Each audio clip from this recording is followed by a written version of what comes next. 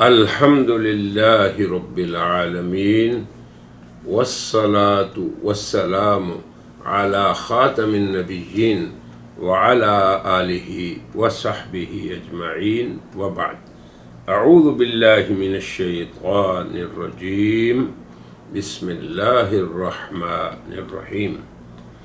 يقول الله عز وجل: وَإِن مِّنْ أَهْلِ الْكِتَابِ إِلَّا لَيُؤْمِنَنَّ بِهِ قَبْلَ مَوْتِهِ وَيَوْمَ الْقِيَامَةِ يَكُونُ عَلَيْهِمْ شَهِيدًا. وقال جل جلاله: ولما ضرب ابن مريم مثلا إلى قوله جل جلاله: وإنه لعلم للساعة فلا تمترن بها واتبعون. صدق اللہ العظیم. سامعین و ناظرین، آج سے ہم ایک نئے سلسلے کا آغاز کرنے والے ہیں جس کا عنوان ہے دلائل اہل اسلام در نزول عیسی ابن مریم علیہ السلام. تو اس اہم موضوع کو جو ہم مختلف اقساط میں پیش کریں گے، تو آج کی اس مجلس میں ہم مقدمے کے طور پہ، یا جسے آپ کہیں حرف آغاز کے طور پہ، ایک ضروری تمہید کا ذکر کریں گے تاکہ ہمارے سننے والے اور ہمارے ناظرین اس موضوع کی اہمیت کو سمجھ سکیں اور اس کے ساتھ، یعنی نزول عیسیٰ علیہ السلام کے ساتھ کس کس نے زیادتی کی اور کیا کیا زیادتی کی، اس میں قادیانیت کا کیا کردار رہا اور عالمی کفر اور استعمار کا کیا کردار رہا. تو یہ بڑا ہی اہم موضوع ہے. اس کا مختصر تعارف اگر ہم چاہیں کہ شاعر مشرق علامہ اقبال کی زبان سے، تو انہوں نے بہت ہی قادیانیت کا مختصر اور دقیق تعارف کرایا ہے اور انالیسز کی ہے اس فرقہ یا اس مذہبی جماعت کی. اور صحیح بات یہ ہے کہ علامہ کی تحلیل اور تجزیہ اس لیے بھی دقیق ہے کہ شہر اقبال میں مرزا غلام احمد قادیانی کی عمر کا ایک حصہ گزرا ہے اور وہاں کے لوگوں سے مرزا غلام احمد قادیانی کے تعلقات بھی رہے، جن میں بعض افراد ایسے بھی تھے جو اس معزز خاندان کے تھے. تو علامہ نے بہت قریب سے اس کا مطالعہ کیا. پھر ان کی رہنمائی حضرت علامہ محدث کشمیری سید انور شاہ نے بھی اس باطل فرقے کے بارے میں خوب اچھی طرح سے انہیں متعارف کرایا. تو لہٰذا علامہ صاحب نے جو ایک جملے میں اس کا خلاصہ نکالا کہ یہ محمد عربی صلی اللہ علیہ وسلم اور دین اسلام کے خلاف ایک عجمی سازش ہے. یہ خلاصہ ہے قادیانیت کا. کیوں کہ اس کے بنیادی مسائل میں سے حضرت عیسیٰ علیہ السلام کی شخصیت بھی ہے. اسی شخصیت کریمہ کے بارے میں کہ وہ ایک عادل امام کے طور پہ آئیں گے اس دنیا میں قیامت سے پہلے، اور پھر وہ دنیا میں عدل و انصاف کو قائم کریں گے۔ اب یہ چیز استعمار اور عالمی کفر کو نہیں بھاتی۔ تو اس اہم نقطۂ نظر کو چھپانے یا اسے شبہات کی گرد میں مخفی کرنے یا اس کے گرد شبہات کے مختلف ذرائع سے شبہات قائم کرنے، تو اس کے لیے واقعی استعمار نے تخطیط کی، پلاننگ کی کہ یہ جو لفظ جہاد اور یہ لفظ امام عادل اور یہ جو حضرت عیسیٰ کے بارے میں ان کی آمد ثانی کے بعد اسلام کے غلبے کی امت مسلمہ بات کرتی ہے، یہ بات نہیں ہونی چاہیے۔ تو اس نے اپنا بھی اقتدار باقی رکھنا تھا، اسے طول دینا تھی، تو مختلف ممالک میں، افریقی ملکوں میں بھی انہوں نے اس پہ محنت کی، اور بہت سے افریقی نام نہاد اہل علم کو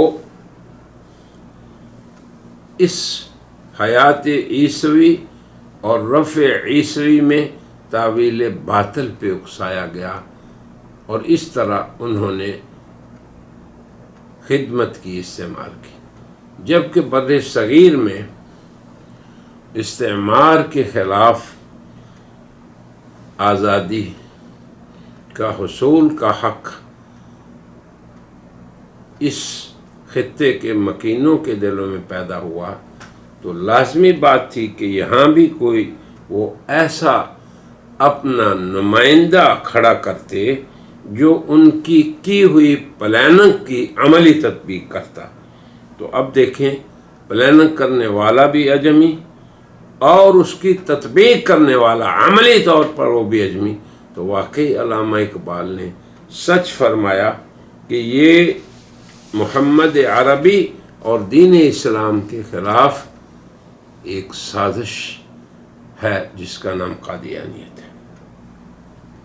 اب ہم آج کی اس تمہید میں یا آج کی اس مجلس میں مقدمہ کے طور پہ اور حرف آغاز کے طور پہ سب سے پہلے اسی نقطے کو بیان کرتے ہیں کہ حضرت عیسیٰ علیہ السلام بطور امام عادل کے ان کا اس دنیا میں تشریف لانا یہ کیوں کر پریشان کن امر تھا عالمی کفر کے لیے، دنیا کے لیے، اور اس عقیدے کا قائم رہنا اور اس عقیدے کا کتاب و سنت کی تعلیمات سے ثابت ہونا، اور اس عقیدے پر صحابہ، تابعین، اتباع تابعین اور ان کے بعد محدثین، مفسرین، پوری امت مسلمہ کے خواص و عوام پختہ یقین رکھتے رہے۔ روز اول سے، اسلام کے عہد اول سے، ہر دور میں مسلمان امت کا یہ پختہ ایمان اور یقین رہا کہ اس دنیا کے اندر جس عیسیٰ ابن مریم کا اللہ نے رفع فرمایا تھا، توفی رفع ان کی تھی جب ان کے دشمنوں نے انہیں قتل و صلب کرنا چاہا۔ اس وقت وہ انشاءاللہ یقیناً اس دنیا میں امام عادل بن کے آنے والے ہیں۔ تو یہ وہ تصور تھا جس کی خاطر مرزا غلام احمد نے کبھی اپنے آپ کو مسیح کہا، کبھی عیسیٰ ابن مریم کہا، اور کبھی کچھ اور دعویٰ کر دیا، تاکہ لوگ بھول جائیں کہ کوئی آسمان سے اترنے والا ہے اور کوئی ایسا ہے جس کے ہاتھوں اللہ اسلام کے غلبے کا کام لیں گے، اور پھر ان کی آمد پر لا یبقى من الملل الا ملت الاسلام، کہ دین اسلام باقی رہے گا۔ اس دنیا سے ظلم، اس دنیا سے ناانصافی، اس دنیا سے قاہر قوتوں کا کمزور قوموں پہ ظلم کرنا یہ ختم ہو جائے گا۔ تو اس لیے اس مسئلے کے اندر ان تمام کمزور قوموں کے لیے خوشی کی ایک روح پیدا ہونے والی ہے، اور یہ ان کے اندر آزادی کی ہمت اور عزیمت پیدا کرنے والا نقطۂ نظر تھا۔ اسی ایمان کے صدقے میں عالمی طاقتیں جو اپنے اسباب کی قوت سے قوموں کو غلام بناتی ہیں، اور ان کے پاس قوموں اور ملکوں کو زیر کرنے کے لیے اسباب موجود ہیں۔ اب ان قوموں کے مقابلے میں امام عادل کا آنا یہ بہت بڑی بات تھی، کمزوروں کے لیے، ناتواں کے لیے، مظلوموں کے لیے، مقہوروں کے لیے۔ تو نزول عیسیٰ ابن مریم کا قضیہ اتنا اہم قضیہ ہے جس سے اس عالم کے اندر عدل و انصاف کا بول بالا ہونے والا ہے، اور قوموں کی نشأت ثانیہ ہونے والی ہے، اور قوموں سے مایوسی اور قنوط اور یاس ختم ہوگا۔ اسی نظریے سے، اسی اہمیت کے پیش نظر ہم انشاءاللہ اس قضیے کو انشاءاللہ تعالی تاریخی طور پہ اور پھر کتاب و سنت کی روشنی سے بیان کریں گے کہ اللہ تبارک و تعالی کا یہ وہ فیصلہ ہے جو اس نے عزیز و حکیم نے فرمایا، چاہے کفر چاہے اسے پسند کرے یا اسے ناپسند کرے، چاہے اس کے استعمار کے ایجنٹ اس میں کس قدر بھی اپنی کوششیں اور تعویلات باطلہ صرف کر دیں، پھر بھی یہ کام ہو کے رہے گا۔ اور ہوا یہ کہ عالمی استعمار نے بہت بڑی کوشش کی اس بات کی کہ اس نقطۂ نظر پہ غبار اور شکوک و شبہات کو ڈال کر اس کو مخفی رکھا جائے، مگر چونکہ یہ پوری امت کے اندر متواتر طور پر ثابت تھا، اس لیے قادیانیت نے یہ راستہ اختیار کیا کہ اصل انکار تو نہ کیا جائے، مگر اس میں تعویل کا راستہ اختیار کیا جائے۔ ہاں ان کا مثیل آئے گا، اور وہ کیا کرے گا؟ جو عیسیٰ ابن مریم کے عظیم الشان کارنامے تھے، ان کارناموں میں بھی تعویل کی گئی۔ تو یہ راستہ جو اختیار کیا گیا کہ مختلف وسائل کے ذریعے اور کتاب و سنت کی نصوص کے اندر تحریف و تبدیل اور تعویل باطل کے ذریعے امت مسلمہ سے اس نظریے کو بھلانے کی کوشش کی جائے، تاکہ لوگ جو ظلم سہ رہے ہیں اس پہ راضی رہیں، اور جو ان پہ زیادتیاں ہو رہی ہیں وہ ان پہ ہوتی رہیں، اور وہ سمجھ لیں کہ ہمارا کوئی پرسان حال نہیں۔ قومیں اس بات پہ پھر فیصلہ کر لیں کہ ہمیں اسی طرح غلامی کی زندگی گزارنی ہے، مگر اسلام نے امید دلائی، آس دلائی، بلکہ اس پختہ عقیدے کو اسلام سے پہلے مسیحیت کے اندر بھی اس کا ذکر تھا۔ اس کا ذکر انجیل کے اندر بھی موجود ہے کہ اللہ نے اپنے بندے اور رسول عیسیٰ ابن مریم کو اٹھایا، اور پھر وہ وہاں اللہ کے ہاں زندہ ہیں، اور پھر وہ اتریں گے۔ تو چونکہ یہ بات پرانی چلی آ رہی تھی اور اسلام نے پھر اس موضوع کی تنقیح کر کے جو کچھ اس کے اندر مبالغات تھے ان کو ختم کر کے ایک صاف اور سیدھی راہ اہل ایمان کو دکھائی، تو یہ ان ایمانیات میں سے ہے جن کا ذکر سب سے پہلے اللہ کے قرآن میں موجود ہے۔ جو آیت میں نے پڑھی، اللہ فرماتے ہیں کہ اہل کتاب میں سے کوئی ایک بھی ایسا نہیں بچے گا مگر کہ وہ ان کی موت سے پہلے دارۂ ایمان میں آ جائے گا۔ یہ حضرت عیسیٰ علیہ السلام کی بابت حضرت ابو ہریرہ نے تمام صحابہ کے سامنے بیان کیا اور سب نے بالاجماع اس کو سننے کے بعد اس کو قبول کیا اور کسی نے اس پہ نقد نہیں فرمائی۔ اسی لیے تو اللہ نے فرمایا فَإِنْ آمَنُوا بِمِثْلِ مَا آمَنْتُمْ بِهِ، صحابہ کو معیار ایمان ٹھہرایا قیامت تک کے انسانوں کے لیے کہ اگر تم اسی طرح ایمان لاؤ جیسے فَإِنْ آمَنُوا، اگر یہ لوگ اسی طرح ایمان لے آئیں جس طرح تم ایمان لائے ہو، یہ صحابہ کو خطاب ہے، فَقَدْ اهْتَدَوْا، تو یہ ہدایت یافتہ ہیں۔ اور اگر اس طرح فَإِن تَوَلَّوْا، اعراض کریں کہ ہم ایسے نہیں رہیں گے، تو پھر فَإِنَّمَا هُمْ فِي شِقَاقٍ۔ تو نزول عیسیٰ علیہ السلام کا مسئلہ ایسا ہے کہ یہ مستلزم ہے ان کی حیات کو اور ان کے رفع کو۔ نزول تو اسی کا ہوگا جس کا پہلے صعود ہو چکا ہوگا، جس کا پہلے رفع ہو چکا ہوگا۔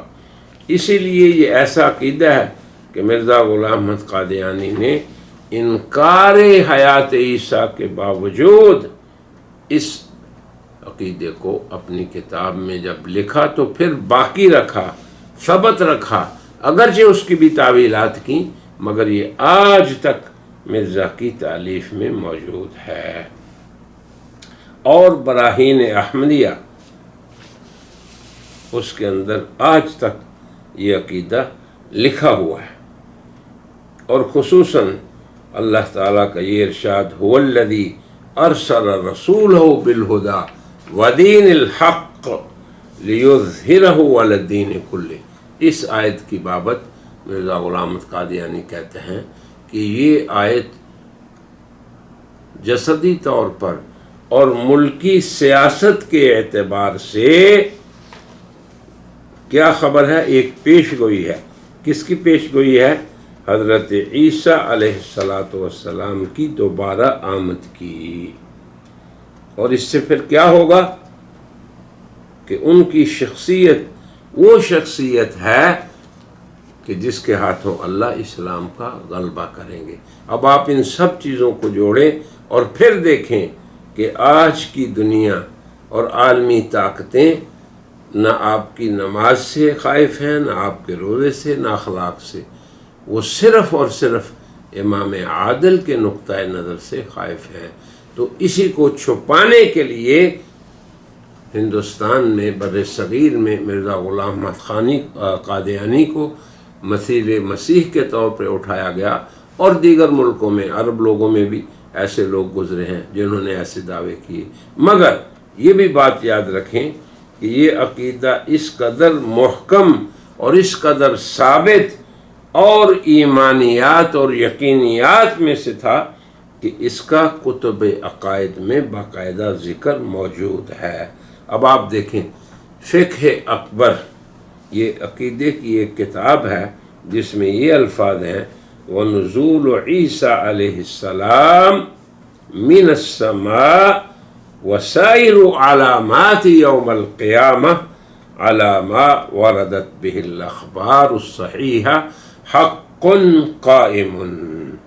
یہ عبارت ہے جس کا مطلب یہ ہے کہ حضرت عیسیٰ کا نزول اور بقیہ قیامت کی علامات جو صحیح احادیث میں آئی ہیں یہ سب کی سب حق ہیں۔ اسی طرح عقیدہ طحاویہ میں بھی اس کا ذکر ہے وَنُؤْمِنُ بِأَشْرَاطِ السَّاعَةِ، کہ ہم قیامت کی علامات پہ ایمان رکھتے ہیں۔ کیا ہے وہ؟ من خروج الدجال ونزول عیسی ابن مریم علیہ السلام من السماء، جن میں سے ایک کیا ہے؟ دجال کا نکلنا، اور پھر آسمان سے حضرت عیسیٰ علیہ السلام کا نزول۔ اسی شرح فقہ اکبر کی ملا علی قاری نے جو شرح فرمائی تو اس کی عبارت یہ ہے وَنُزُولُ عیسیٰ علیہ السلام من السماء کما قال اللہ تعالی وَإِنَّهُ ای عیسیٰ لعلم للساعہ، کہ حضرت عیسیٰ علیہ السلام کا آسمان سے اترنا یہ علامات قیامت میں سے ہے۔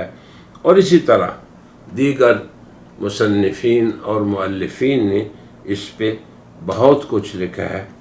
تو آج کی اس مجلس میں ہم اسی پہ اکتفا کرتے ہیں بطور تمہید کے، اگرچہ بعض چیزیں اور بھی باقی ہیں جن کو ہم اگلی قسط میں بیان کریں گے انشاءاللہ۔ تو آج اسی پہ اکتفا کرتے ہیں، اور یہ حرف آغاز سمجھیں ہمارے اس مقالے کا، جس کا عنوان ہے دلائل اہل الاسلام فی نزول عیسی ابن مریم علیہ السلام۔ وآخر دعوانا ان الحمد للہ رب العالمین۔